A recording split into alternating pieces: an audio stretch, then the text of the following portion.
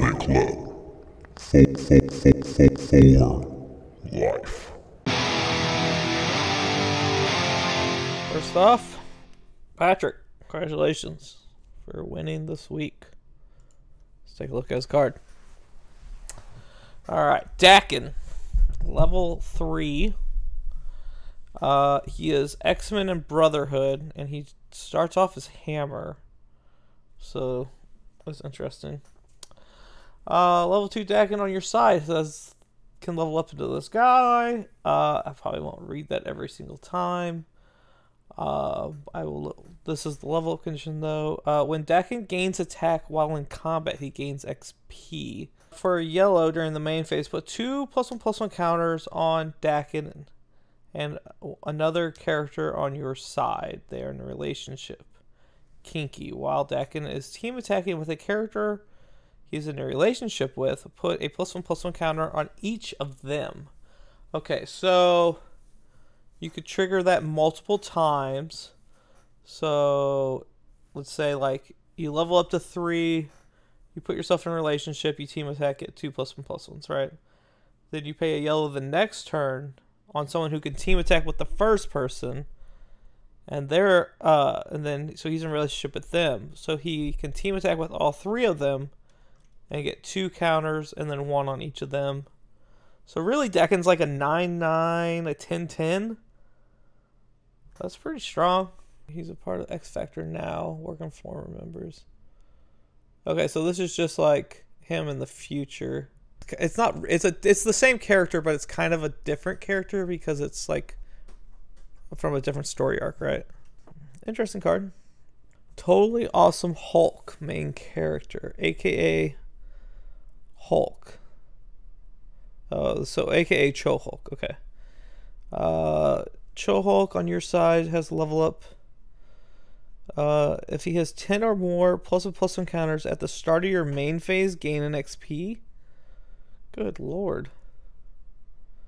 He gets +1/+1 for every card in your hand. So 10 or more +1/+1 counters at the start of your main phase.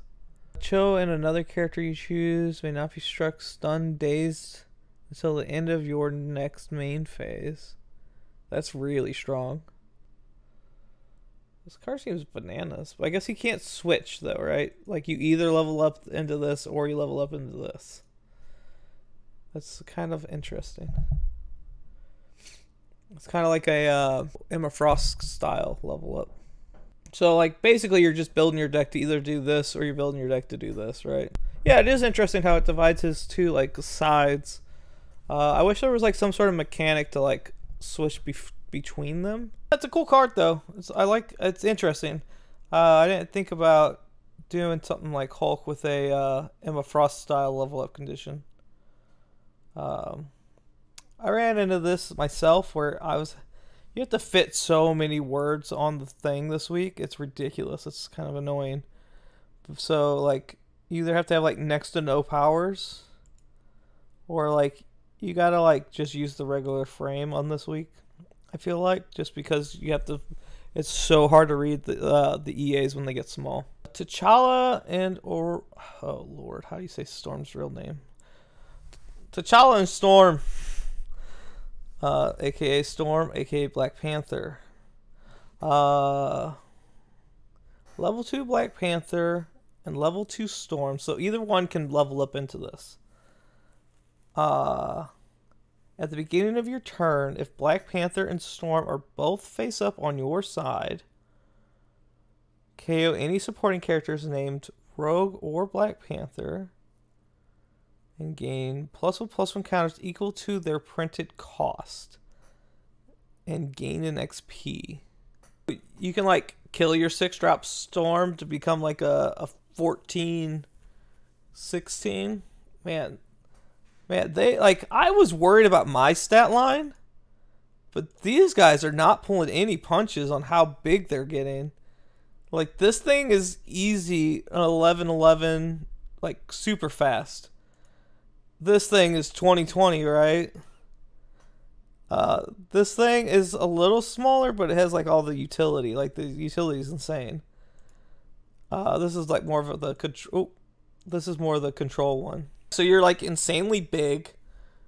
You have to KO a character, but that's not a big deal because, like, the Black Panther 2-drop is, like, who cares? And then, like, all the storms have 1 health, so it's whatever.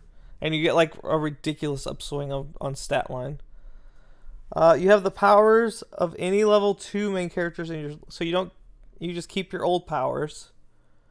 And you get Ceasefire. No attacks may be made until after your next build phase. Use only once per game. Because you're probably playing like Resistance, Storm, or Omega level Storm.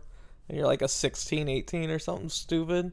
And you get to control their whole their whole formation step. You get like a really big character. And then if they can't, they're just like probably not going to be able to get over it, right? Because like, if you like KO a 6-drop, like I said, you're like a 14, 16. And then that plus both of your team stamps worth of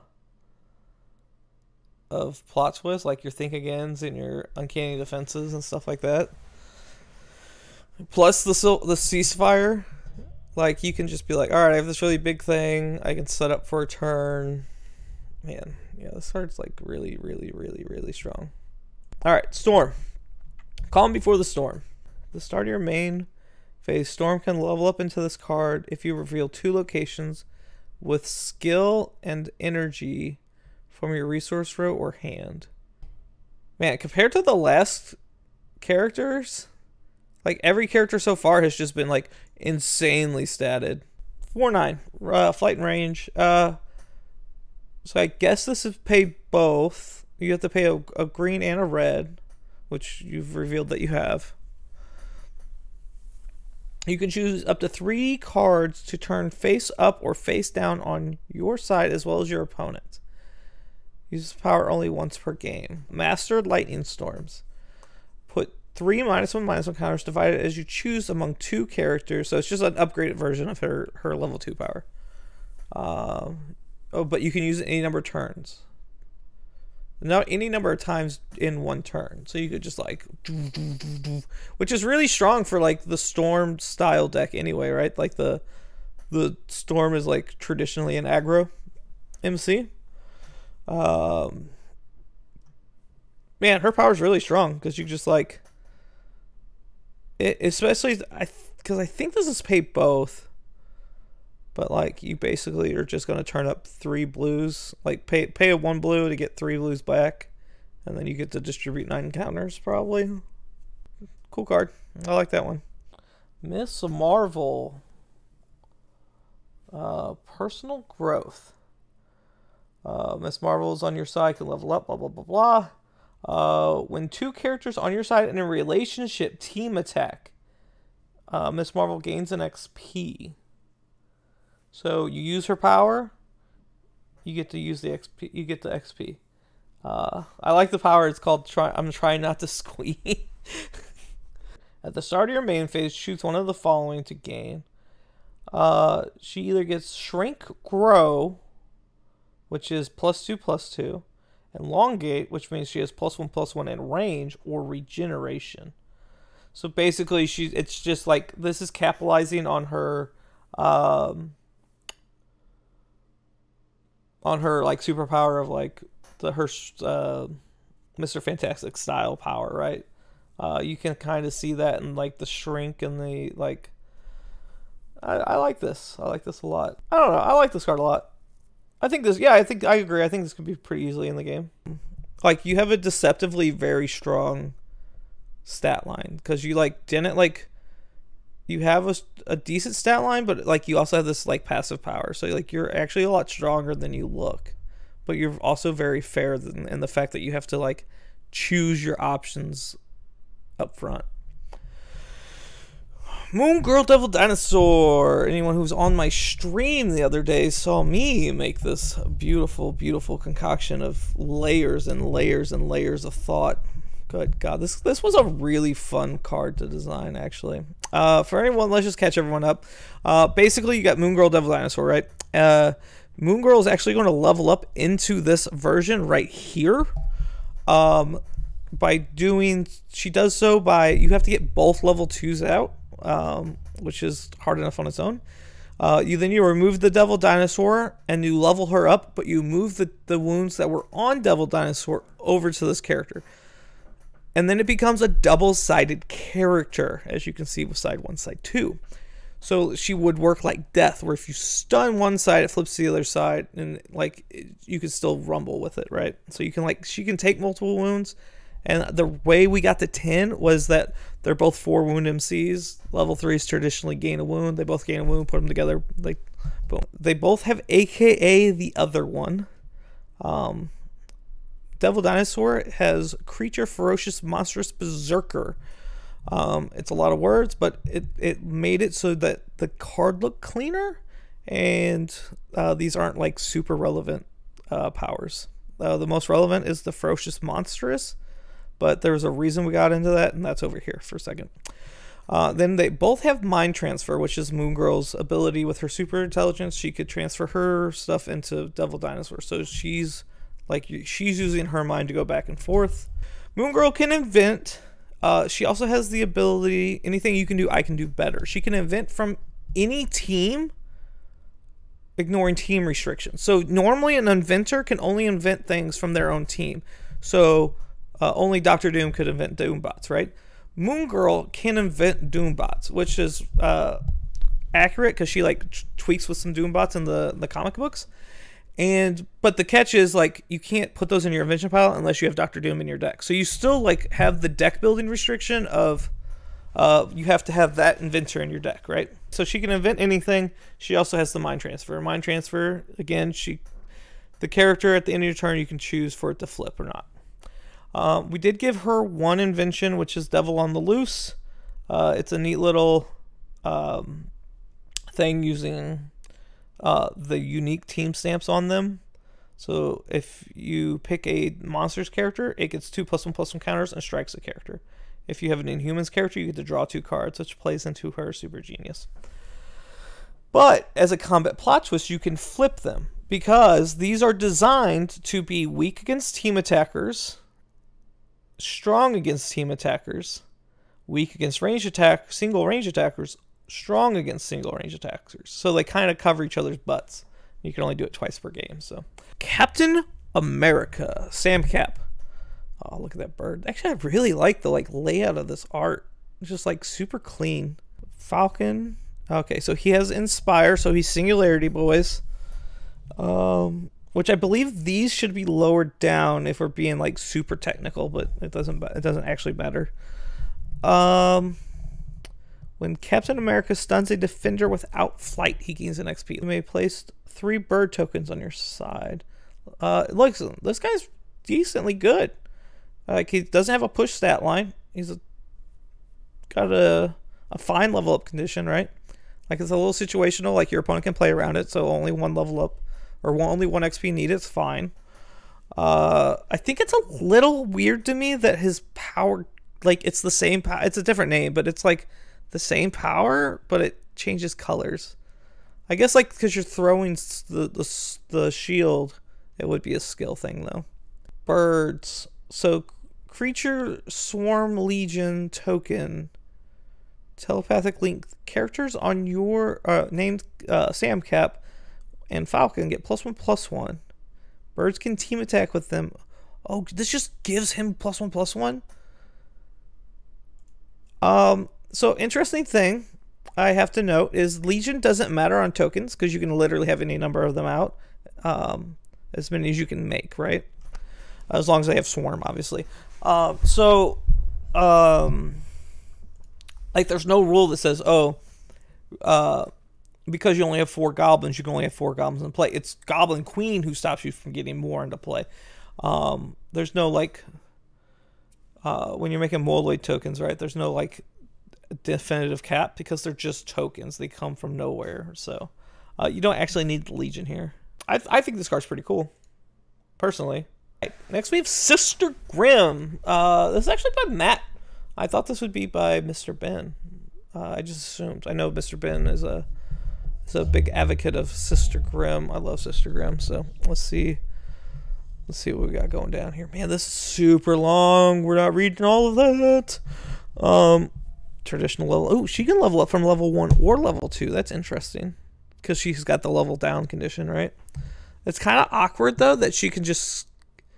Like, I understand it, but it's still awkward from, like, a game design standpoint of you have to explain to someone, all right, your level 1 can just go straight to level 3. But it's whatever. I wouldn't, like... It's just... It's not a bad thing. It's just a little weird. It's a weird space. If she would take fatal wounds, do not KO her, and she gains an XP. Okay, so she becomes a 7 wound character. Time is running out.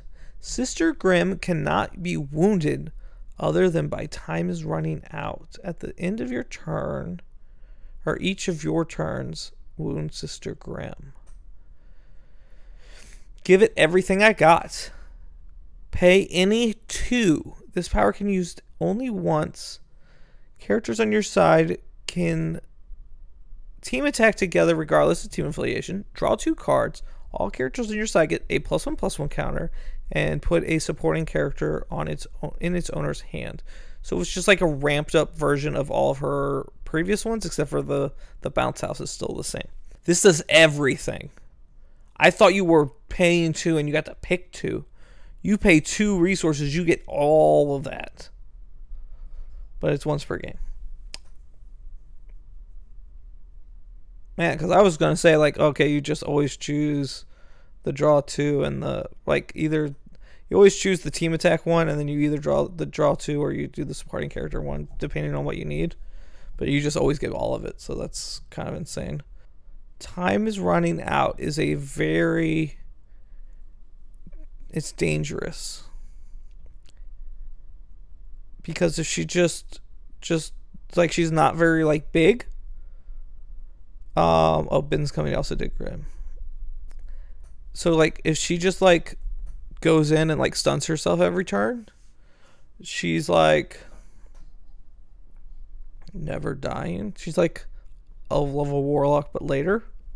I mean, healing, it's fine, I think. Like, because you have to do a lot to heal, right? So, like, her buying herself more time by, like, someone healing her, that's fine for me. It's just completely negating, having a low stat line so that you can completely negate the power. That's the little shifty part. I see what you're going for. It just needed a few tweaks.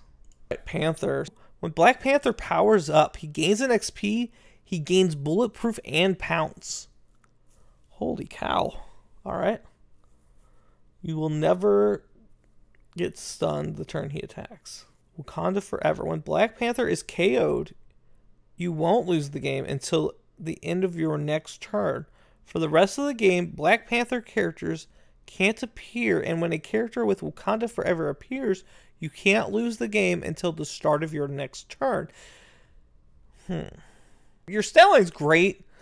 I like building off the Wakanda Forever mechanic, right? Because it's not something that's like, oh, really, really good, but it's something that's flavorful. This is rough. This is a tough one for me. Because I like the idea. I'm worried a little bit about degeneracy with the Wakanda Forever. But at the same time, like, you could, like, play one and just whiff again and then, like, not hit one. It's weird. It's a cool card. I like that you were very responsible with your stat line. It was interesting you didn't gain a wound on that. Awesome. Yeah, it's a cool card. I see what you're going for there. I'd be interested to see with the tweaks to making it, like, actually, like, work how intended. How overbearing, because you have to spend the points on the Wakanda Forever every turn too. So I would be interested to see, like, in R&D how well that would do. But Sister Grimm. But when Sister Grimm would be KO'd, instead heal all of her wounds, and she gains an XP. She only has 2. Sister Grimm becomes level 3. Equip her with the Staff of 1. This equipment cannot be removed from the game, KO'd, or unequipped. Each power on the staff can only be used once per game. 5, 6, 7, 8. I was just guessing. That is legitimately 8 powers. Holy cow. If Sister Grimm would be wounded, instead wound an attacker? Holy Jesus, what? Because she's stunned still. she just doesn't take the wound, and she gives the wound to someone else. That buys you a whole turn. Gunshot. Choose an enemy character. Stun it. So pay a red. You get for 2 reds, you get 2 wounds on enemies. You get a lightning bolt. Place all counters with another type.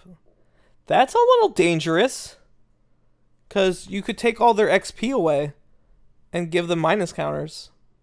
Like if it's someone like Dormammu who like actually has to try to level up. Choose an enemy equipment, KO it, and then put all characters the same row equal to its cost. Interesting. That's an interesting one. Choose an enemy equipment. Search the enemy deck for all cards with the same name. Remove all copies from the game. Okay, that one's pretty interesting too. So yeah, this is a little strong. Put 8 plus counters on a friendly character, so she can do it to herself even. So she can be a 16. So this is a 16/16 that turns your opponent's plus encounters into wounds. Holy cow. So they say that they don't like that she gets a free level up for KOing, but like there's other characters in the game who do that. And I will say, like, if 2 players did it, it's probably something, and I don't know, because I don't know about the storyline of Grimm, but I assume it's something that's like thematic, that like she gets capped or something and like comes back as like a bad Mabba Jabba, right? I like where we're going, and I like the idea of giving her staff to work around not having having to work around the book of text that is required to put on the character. Power Man. Do we have the AKA? All right, we need the AKA Luke Cage, right? I guess you don't have to have it, but this would let you play a Luke Cage, and it's a little thematically incorrect. Or flavorfully, I guess. When Luke Cage team attacks with Iron Fist and stuns a main character, gain an XP. Pretty simple level up. Probably can do that on the first turn that you get level 2. Get behind me. Any combat. Iron Fist cannot be struck in melee combat this turn. Oh, okay. You give him flying and he'll live forever. I guess he could still be like range attack though, but like, man, that's still pretty good. For the rest of the game, all Iron Fist supporting characters on your side are main characters and a +1 health. So this kind of runs into the Ancient One problem, where if he's down, like, you lose his power, or worse, if he gets KO'd, then Iron Fist is no longer a main character. So this would need to probably be worked into like when he levels. Like it needs to be worded in a way that like when he levels up. Like it says for the rest of the game, but like you have to have something that activates it, right? You're really strong. For a fairly easy level up condition. I like it. There's a few, it's a little awkward. I feel like this shouldn't be for the turn. Or maybe it should be like it moves him to the back row and can't, like it moves Iron Fist to the back row and it like he can't be attacked while Power Man's up front or something like that, maybe. Like it could like switch their spots kind of thing. Like it could be like an uncanny defense. Yeah, I think you just need some way to trigger this ability. It was a neat card, though. Quake. Quake is beefy stat line. Decent. Not like crazy yoked, though, right? Like, this is a reasonable level 3 stat line. She gains the wound. She's a decent stat line. No flight or range, right? So, like, I could even, like, justify her being a little bit bigger. Yeah, so, like... Man, Robbie's got, like, you guys are in trouble. Like, Robbie has this part of the card down. He understands how these things work. We'll see how this part goes, because I haven't read it yet. But, like, Robbie knows how a stat line works. And if he can figure out how the text box works, too, y'all are in some trouble. That's all I'm going to say. Quake, on your side, may level up to a character while in your level up pile. Okay, yeah, book 1, book 2 is when an enemy location is turned face down, she gains an XP. Seismic Shakedown. Exhaust a location. Turn it face down. It can already until your next turn. So you take them back a resource. That's really strong. And you get to deny them a color. Massive Aftershock. Choose an enemy front row character and move all... Oh, an enemy front row, not front row character. I was thinking for level 2 power. And move all characters to its back rows. Characters cannot be in the enemy's front row until your next turn. Woo! That's pretty strong. So basically you just turn both of her level 1 and her level 2 powers up a notch. I can't knock that too much. Interesting level up condition, because your opponent can play like... Here's the thing about Quake, and like you make your opponent play different, and your opponent could continue to play different, and he could just play face down resources all game, and you can actually never hit level 3. So I mean, like, if your opponent's getting Seismic Shakedown and Massive Aftershocks by a 7-10, that's probably their own fault.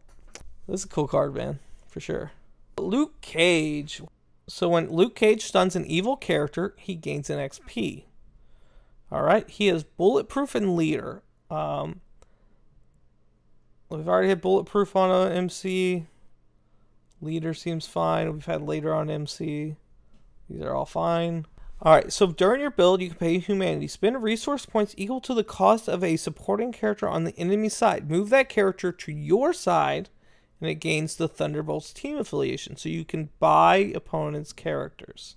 And for a green, KO a supporting character on your side. The next time Luke Cage stuns an enemy character while team attacking this turn, the defender receives an additional wound equal to the number of supporting characters on your side in the attack. Force Conscription is really nice in combination with True Redemption. There's so many synergies. Like, there's layers of synergies with this Force Conscription, because you have the leader and he's already going to be a Thunderbolt anyway. So like you get to like just like make them stun their own guy. And then obviously, like I said, the True Redemption combo. So Ghost. Oh, now we got 10. All right. Ghost level 2. Okay, book 2 is when a friendly character becomes when a friendly ghost becomes level 2, a quantum tunnel appears on an enemy back row. When an enemy quantum tunnel is KO'd, it gains an XP. Characters in the same row with this have shrink, and then enemy characters named Ghost can attack this, ignoring face-up characters in the same row. Ghost has invisible, intangible, ignore, safeguard, and can strike enemy characters in melee combat. Characters named Ghost may attack the quantum tunnel, ignoring all other face-up characters in the same row. Yeah, so she can just attack it. When she attacks, it dies. Like, you don't have to strike it. It's just like, I declare an attack, this dies. All right, I level up to level 3. This is definitely the easiest level up condition by far. I don't know if that was intentional or not. Like, there's not like a deep dive to hit the level 3. And then we have Storm. Storm, when a character with flying on your side stuns an enemy character, Storm gains an XP. When a location with a an energy or a skill appears on your side, put 3 -1/-1 counters divided as you choose among up to 3 characters, and then Storm may strike one of those characters. A Raging Tempest, double green, return all supporting characters to its owner's hand. Then put a +1/+1 counter on Storm for each character returned this way. Uses power only once per game. This power is very, very, very strong. You pushed as much as you could. Yeah, it's definitely a little pushed. I think your stat line's fine. Your stat line's good. I don't know if this was intentional or not, but I like that Raging Tempest is double green, because usually in Storm decks, she plays blue, red, and green. They usually play like strong green superpowers. In the past, at least. That might be different now, but like I don't know if that was intentional or not, but I like it. So I think if I was just picking a storm, I'd have to pick this storm here. Because and that's simply because I'd have to for me personally, it's weird that Storm loses attack when she gets quote unquote stronger. I did like the Storm though. And like if you look at any one person's like week 1, week 2, week 3, like there's definitely growth there. So I think everyone's doing a great job. It's a lot of fun though, man. Like man, getting down and like just designing the cards is a lot of fun.